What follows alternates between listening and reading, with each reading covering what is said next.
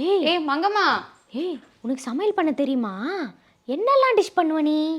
சமையல் பண்ண தெரியுமாவா? யார்கிட்டடி பேசிட்டு இருக்க பைத்தியம் மாதிரி? என்னடி பைத்தியம்ன்ற? நேற்று தானே நீ சாட்பாட்டை பற்றி என்கிட்ட சொன்ன. அது எவ்வளோ அழகாக பேசுது தெரியுமா? நான் நைட்டு ஃபுல்லாக தூங்கவே இல்லை, சாட்பாட் கூட பேசிகிட்டே இருந்தேன். என்னது நைட்டு ஃபுல்லாக பேசிட்டு இருந்தியா? ஏதோ டெக்னாலஜி உனக்கு கற்றுக் கொடுக்கலான்னு சொல்லி கொடுத்தா அதையே வச்சுட்டு நைட்டெல்லாம் தூங்காமல் இருந்திருக்க. உனக்கு கொஞ்சம் கூட அறிவே இல்லையா?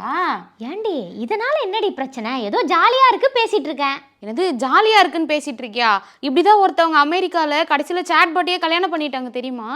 என்னது சாட்பாட்டை கல்யாணம் பண்ணிக்கிட்டாங்களா? என்னடி சொல்கிற? அமெரிக்காவில் ஒருத்தவங்க சாட்பாட் கூட ரெகுலராக பேசிகிட்டே இருந்திருக்காங்க.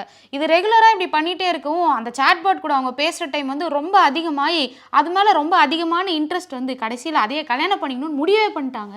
ஓ, சாட்பாட்டை கல்யாணம் பண்ணிக்கிட்டாங்களா? சரி, அவங்களுக்கு என்ன வயசு? அவங்களுக்கு 58 வயசு ஆகுது தெரியுமா?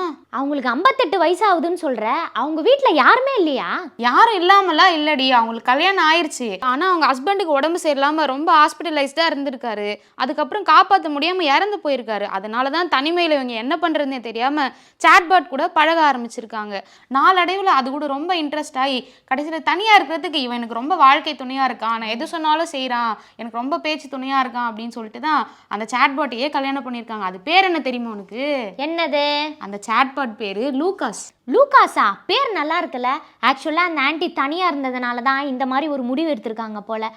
அப்போ சாட்பாட் கூட ரொம்ப பேசக்கூடாது போல இருக்குல்ல. இந்தா அப்படி வா வலிக்கு.